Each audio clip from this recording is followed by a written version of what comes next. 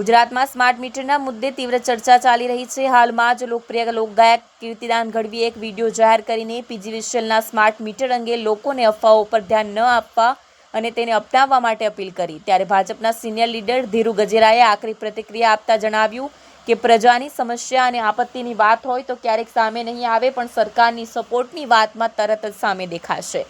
પ્રજાનો અવાજ બનવાને બદલે સરકારની ભાટાઈ કરવી અયોગ્ય ગણાવી કીર્તિદાન ગઢવી પર આકરા પ્રહારો કર્યા હતા।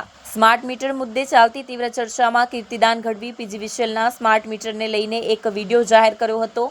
લોકગાયક ગઢવીએ પોતાના વિડીયોમાં સ્માર્ટ મીટરને ફાયદાકારક ગણાવતા કહ્યું, ગુજરાતમાં પીજીવીસીએલ દ્વારા સ્માર્ટ મીટરનું લોન્ચિંગ થઈ ગયું છે। આ વિશે અમુક લોકો અફવાઓ ફેલાવે છે કે તમને નુકસાન થશે। એક જાગૃત નાગરિક તરીકે કહું છું કે સ્માર્ટ મીટર તમારા હિતમાં છે। લોકોની ખોટી અફવાઓથી દૂર રહેશો।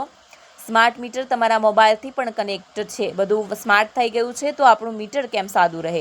તેથી હું તમને પ્રાર્થના કરું છું કે જાગૃત નાગરિક તરીકે તમારી ફરજ બજાવો અને સ્માર્ટ મીટર અપનાવો, કારણ કે તેનું કનેક્શન સીધું તમારા મોબાઈલમાં રહેશે। તમે કેટલા યુનિટ વાપર્યા છો, બિલ, સાયકલ સહિતની બધી વિગતો તમને મળી રહેશે।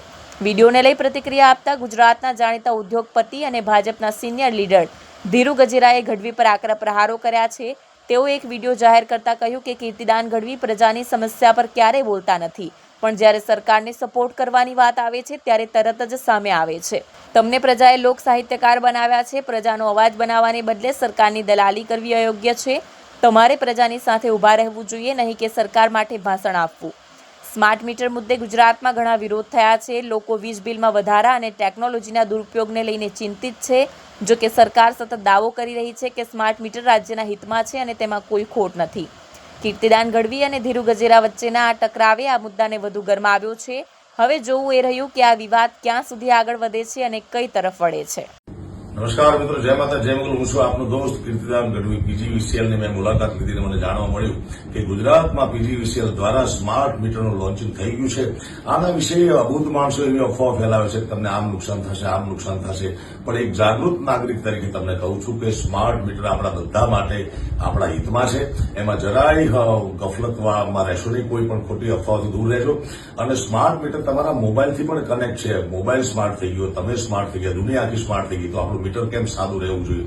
એટલા માટે તમને કરબદ્ધ પ્રાર્થના કરું છું કે તમે જાગૃત નાગરિક તરીકેની ફરજ બજાવો અને સ્માર્ટ મીટર અપનાવો, કારણ કે એનું કનેક્શન તમને તમારા સીધા મોબાઈલમાં તમને જોવા મળશે। તમે કેટલા યુનિટ વપરાયા છે, કેટલો બિલ થાય, બધો હિસાબ તમે સાચો કરી શકશો। માટે તમને કરબદ્ધ પ્રાર્થના છે કે ખોટી અફવાઓથી દૂર રહીએ અને સ્માર્ટ મીટર અપનાવીએ। ધન્યવાદ।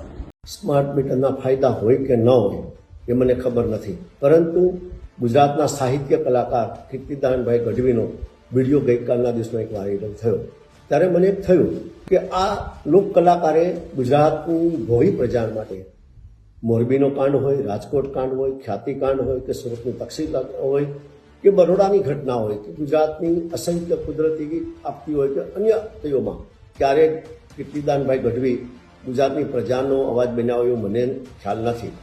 જેથી કરીને હું કીર્તિદાનભાઈ ગઢવીને હું વિનંતી કરું છું, પ્રજાએ તમને એક સાહિત્યકાર બનાવ્યા છે અને પ્રજાનો અવાજ બનવાને બદલે માત્ર સરકારની ભાઠાઈ કરવી એ ખરેખર અયોગ્ય મને દેખાય છે। પ્રજાનો અવાજ બનવો જોઈએ, પ્રજાની પડખે ઊભું રહેવું જોઈએ। માત્ર ને માત્ર નિર્માલ્ય થઈ અને સરકારની દલાલી કરવી મને અયોગ્ય દેખાય છે।